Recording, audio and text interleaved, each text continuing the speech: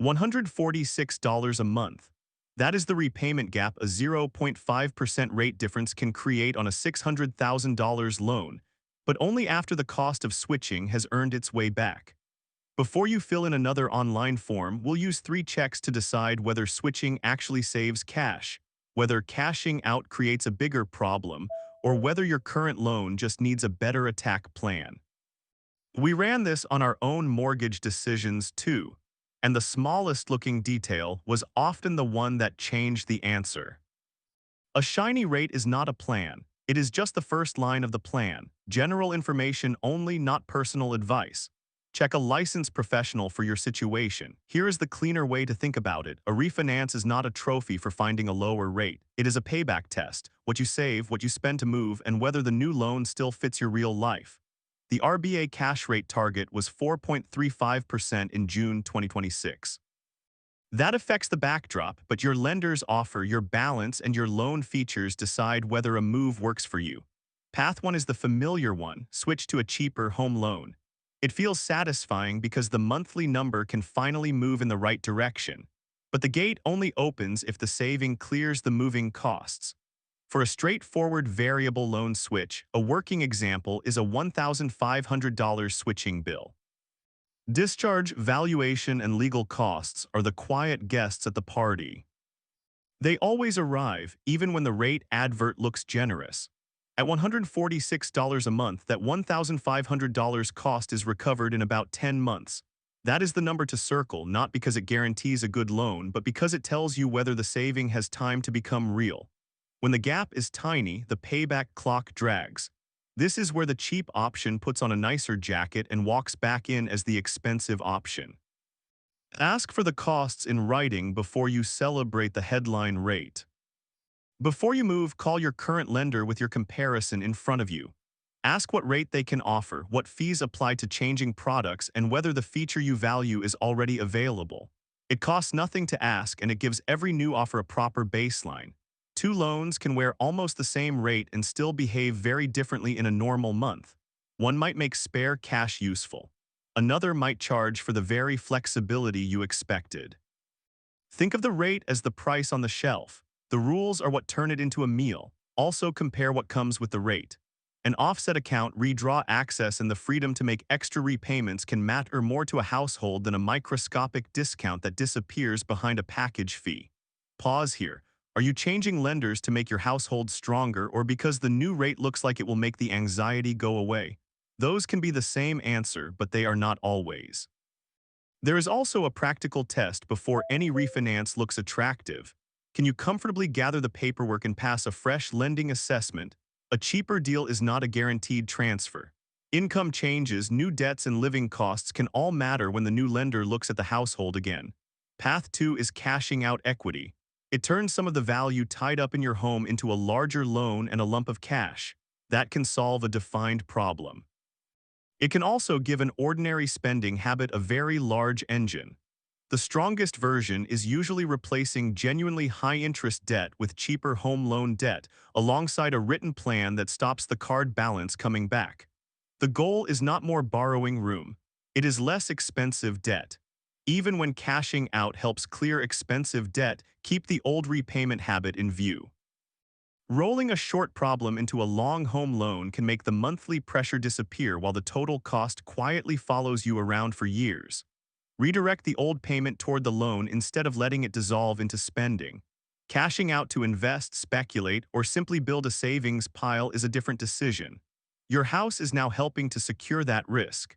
If the cash has no clear job, do not give it a larger debt to manage. Watch the loan-to-value ratio as well. Once a refinance pushes you above 80%, lender's mortgage insurance can reappear and turn a neat plan into an expensive detour. Confirm the new lender's valuation before assuming your equity is available. Your own view of the home's value can be perfectly reasonable and still not match a lender valuation. Treat that valuation as a gate, not a compliment. If it comes in lower than expected, the right response is to rework the plan, not force the loan amount through with less buffer. If your loan is fixed, pause before either path. A break cost can change the calculation completely. Get the exact quote from your lender first. Estimates are fine for curiosity, not for committing your household to a move. Path 3 is less dramatic and often more useful. Keep the loan structure that works, then direct spare cash into an offset or extra repayments. At a high mortgage rate, reducing interest is a dependable return with no market performance required. The useful question is not, should every spare dollar attack the loan? It is, which dollars are genuinely spare? Bills due next week are not spare, an emergency buffer is not spare. Once those jobs are protected, the remaining cash can work much harder against interest without making the household brittle. The difference is liquidity. Extra repayments can make money harder to reach. An offset keeps the emergency buffer available while reducing interest day by day. For many households, that breathing room is the feature worth protecting. An offset is powerful only when the cash sitting in it saves more interest than the package costs. That is not a reason to avoid it, it is a reason to measure it. A feature is useful when it has a job in your household, not simply because a lender calls it premium. You do not need a heroic payment to begin. Start with the amount that survives school costs, car repairs, and the boring weeks. Consistency beats a dramatic first month followed by a scramble for the credit card. Here is the trap that catches sensible people. A new lender can make the monthly repayment look easier by stretching the loan term again. Lower repayment does not automatically mean lower cost. Check the finish line, not just this month's number. If a new loan lowers the minimum and your cash flow can handle the old payment, ask whether you can keep paying the difference. That preserves the relief of a better rate without quietly resetting the race. The bank's minimum is a floor, not a verdict on what your household should do. Use the comparison rate as a prompt to ask better questions, then read the actual fees and feature rules. It is not magic, but it is a useful reminder that a headline rate is only one piece of the receipt. Most refinance energy goes into getting in. Spend a minute on how you get out as well. Check discharge fees, fixed loan break terms, redraw restrictions, and what happens if you sell or refinance again. Flexibility is boring right up until your life makes it valuable. Now put every option through the same 3 checks. This turns a noisy lender comparison into a small household decision you can actually finish after dinner. Check 1, payback. Write the monthly saving, add every switching cost, and calculate how many months it takes to recover the move.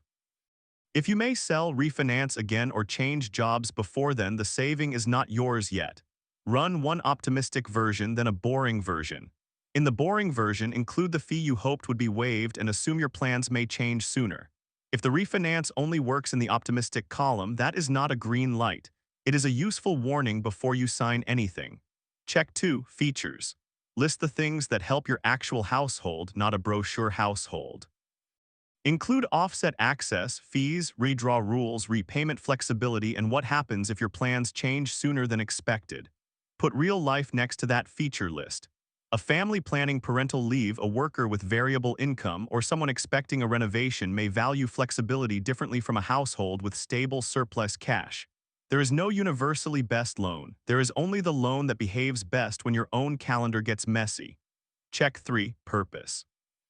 If you are borrowing more, write one plain sentence explaining why, what success looks like, and what can go wrong. If you cannot write it clearly, that is useful information. Stop there. For plenty of households, the practical default is simple. Ask your current lender for a better rate, compare a few genuine alternatives, protect your buffer, and only switch once the total picture is clearly better. The aim is not to win a refinance race. It is to build a loan setup that gives your household more room to breathe now, and fewer nasty surprises when life changes its mind. If this helped you make the mortgage maths feel less foggy, subscribe. We make practical Australian household guides every week.